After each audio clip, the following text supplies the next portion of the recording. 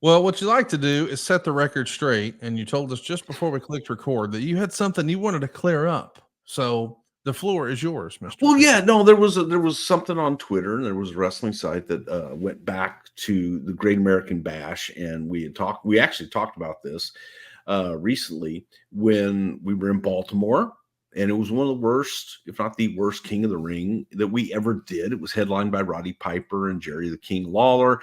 I don't even remember who won the King, but Art Donovan was a guest color commentator with Macho Man Randy Savage and Gorilla Monsoon. And during the day, my good friend Ricky Medlock was in town, wanted to come over and say hi, and we asked Ricky to sing the Star Spangled Banner. Long and short of it, they put two quotes of me in there, and when I read it, like the second part was, it appeared as if I was knocking Ricky, the way that it was worded and the way that I was pulled out of context. And I asked my good friend, good close personal friend, yours too, Conrad, Dave Silva.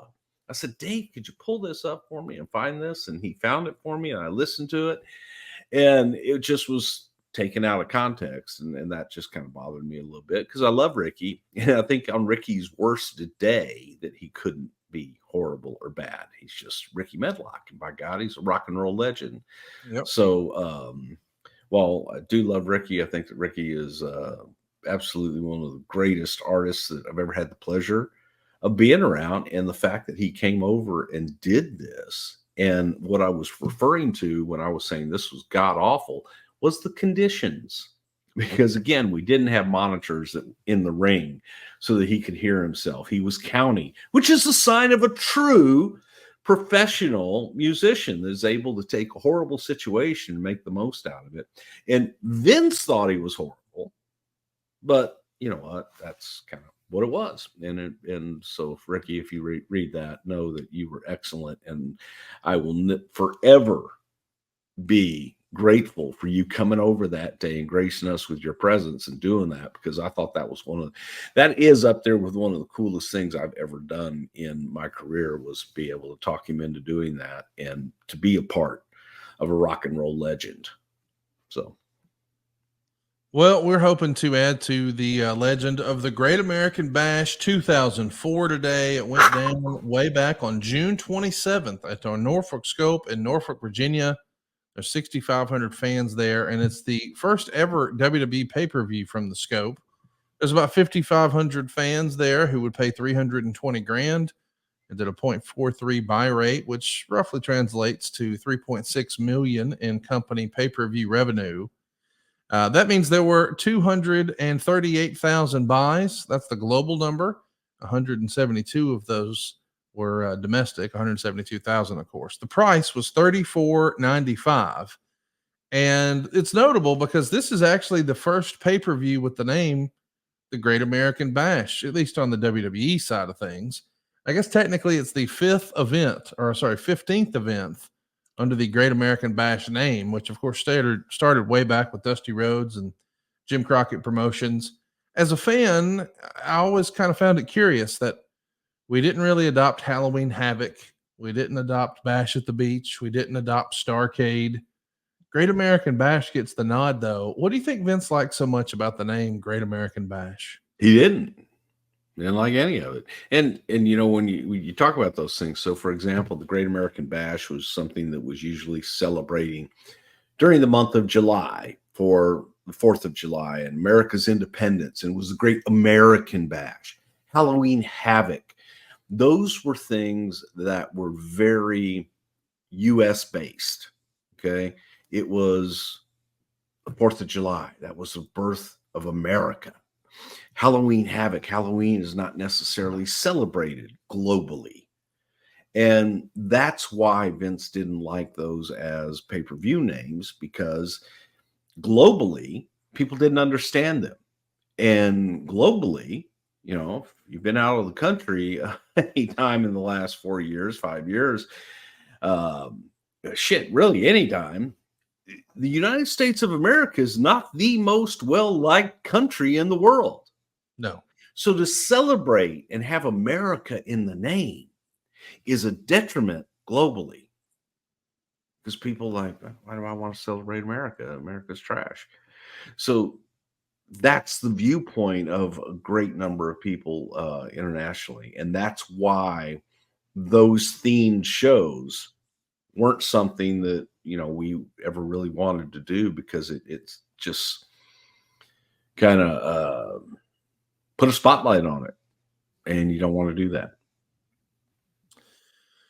I love picking your brain about why things were the way they were. But what about the Norfolk Scope? I mean, it was a home of so many WCW and JCP and NWA pay-per-views, but it sort of caught me off guard that in '04 this is the first WWE pay-per-view there. Do you think Vince perceived that to be, oh, that's that Southern wrestling area? Or why did the Scope not get more love, do you think?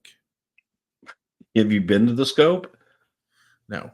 Okay, then that's look, man. Scope is not a nice building. It's I guess in WCW lore, it has some kind of mystique to it, but it's not like the greatest building in the world. And the Scope is the Scope, but also it's look. The only reason that we picked the Scope at that point probably was just for routing. Vince probably had no input in that at all. It just was a case of, oh, hey, we're going to be in the Southeast during this time, going through here. Scope's available on this date. Okay, great. Can it handle our equipment? Can it handle the set? Can it do it? Okay, great. Then it's in.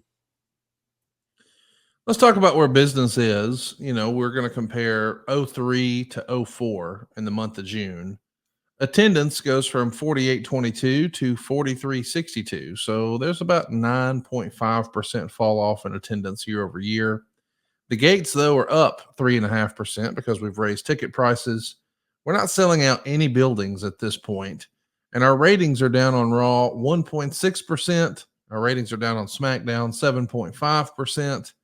But I got to say, man, again, I don't know the wrestling business, but 4,800 to 4,300 doesn't seem like a huge drop off, and 1.6% in the ratings. I mean, that's a rounding error, right? This isn't cause for concern year over year from '03 to '04. Would you say? No, not at all. I think that's that's business. Business kind of deviates a little bit here and there. Now, if it was 10% or 20%, then you're going to look at it and go, okay, what do we do to fix this? One of the things that we're trying here in '04 is we're making Eddie Guerrero a much more featured player, to the point we actually had, I don't think most wrestling fans listening to this are familiar with the DVD that Eddie had, Cheating Death, Stealing Life. What a lot of people may forget is that was actually a television special made for UPN that aired on May 26th here in 2004.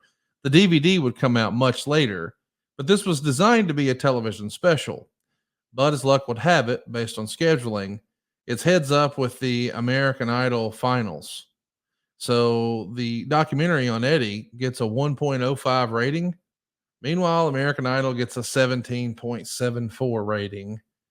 I thought this was fabulous. It was critically acclaimed. People said, hey, this is proof that WWE can do a great, riveting documentary. But boy, timing, heads up with the finals of American Idol. Well, Shame. yeah, because it was counter programming to that, and it was Yeah. something UPN wanted to do, because look, everybody thought that American Idol was going to get those kind of numbers, and they knew that. So, from UPN's point of view, they wanted to be able to put something on that was different, and hence, it was a show that was already done, and it was something that was put together, and it was a freebie.